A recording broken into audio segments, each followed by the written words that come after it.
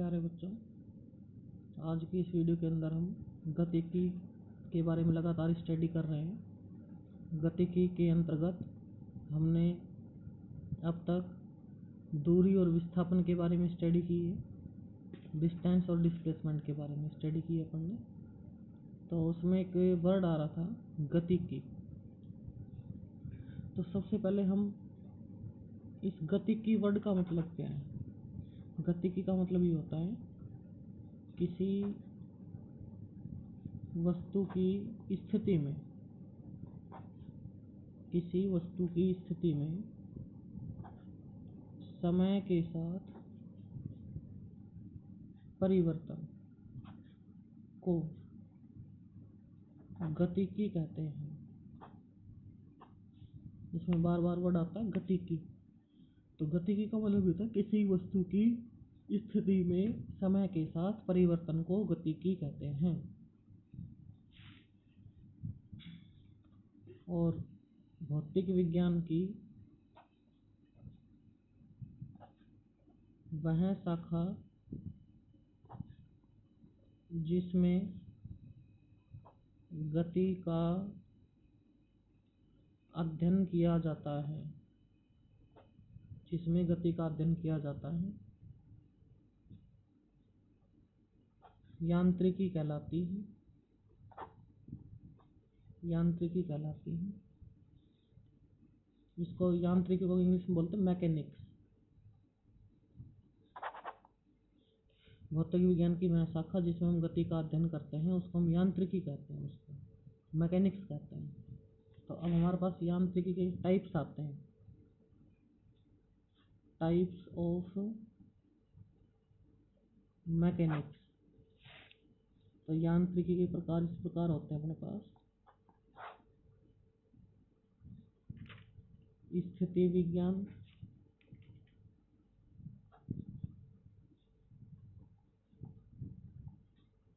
शुद्ध गतिकी और गति विज्ञान। स्थिति विज्ञान, शुद्ध गतिकी, गति विज्ञान, ये टाइप्स हैं मैकेनिक्स के।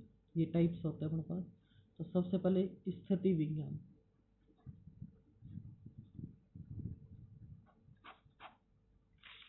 अपन दूरी और विस्थापन के बारे में स्टडी कर चुके हैं।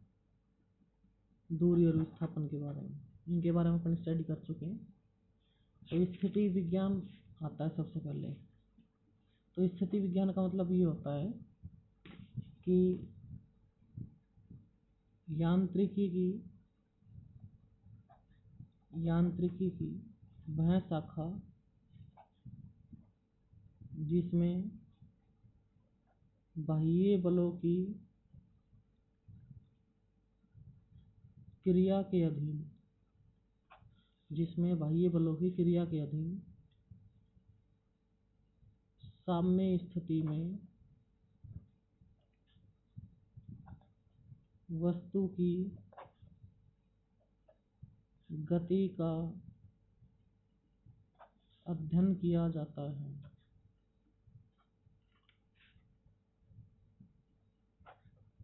स्थिति विज्ञान कहलाती है। फिर आता है नंबर 2 पे शुद्ध गतिकी। तो देखो, शुद्ध गतिकी का मतलब ये होता है कि यांत्रिकी की वह शाखा जिसमें गतिशील वस्तुओं का अध्ययन किया जाता है, कारणों का नहीं। यांत्रिकी की वह शाखा जिसके अंतर्गत गतिशील वस्तुओं का अध्ययन किया जाता है, कारणों का नहीं, शुद्ध गतिकी कहलाती है। केवल गतिशील वस्तु का अध्ययन करेंगे, उसके कारण का नहीं कि वो किसके कारण हो रही है, तो उसको बोलते हैं शुद्ध गतिकी। अब ये आता है गति विज्ञान। तो देखो इसकी डेफिनेशन राइट करते हैं। गति विज्ञान का मतलब, अब अपने पास गति विज्ञान।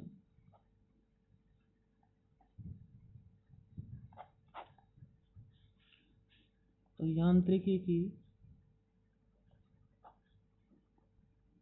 वह शाखा जिसके अंतर्गत गतिशील वस्तुओं तथा उनके कारणों का अध्ययन किया जाता है, गति विज्ञान कहलाती है।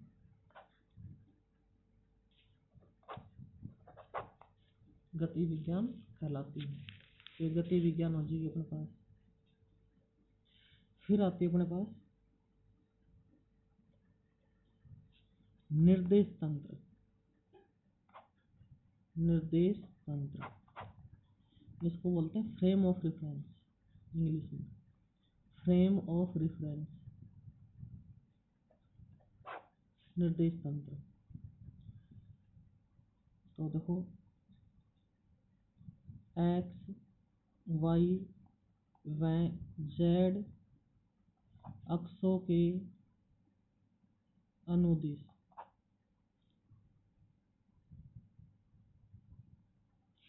निर्देश तंत्र का मतलब एक्स वाई व जेड अक्षों के अनुदिश किसी वस्तु की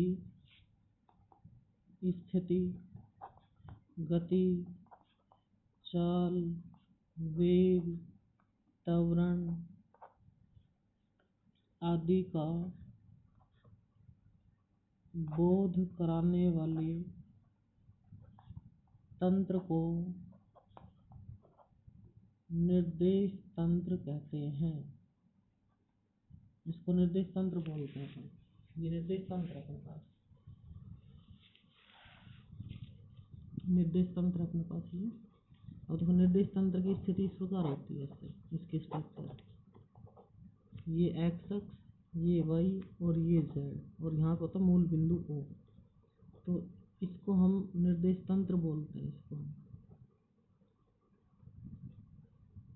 ये निर्देश तंत्र है, एक्स वाई व जेड अक्षों से मिलकर, इन तीनों को हम निर्देश तंत्र बोलते हैं। तो इसमें हमारे पास ये एक्स अक्ष होता है, ये वाई होता है और ये जेड होता है। अच्छा, अब हमारे पास सवाल ये आता है माइंड में कि भाई ये निर्देश तंत्र क्या इसी प्रकार होते हैं या हम इनको आपस में एक्सचेंज भी कर सकते हैं? तो देखो उसका नियम ये होता है हमारे पास, उसका नियम हमारे पास ये होता है कि जैसे आपने ये निर्देश तंत्र बनाया,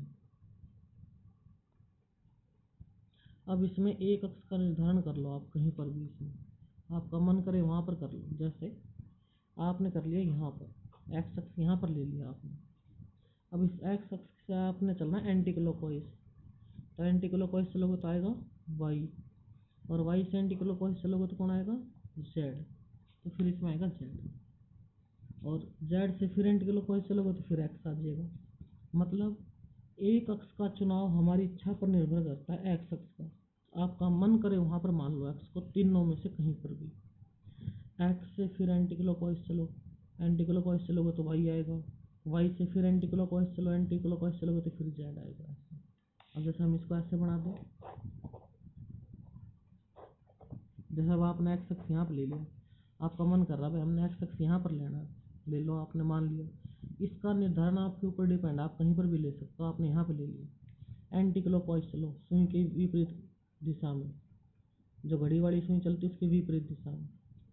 तो यहाँ पे आएगा वाई, एक्स के बाद आएगा वाई, वाई से फिर एंटी क्लॉकवाइज चलो, फिर यहाँ पर आएगा जेड।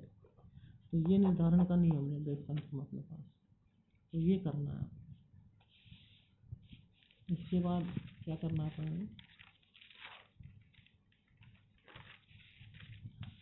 तो आज की इस वीडियो के अंदर बस हम इतना ही स्टडी करेंगे, और इसका जो है नोट्स आपको भेज दिया जाएगा।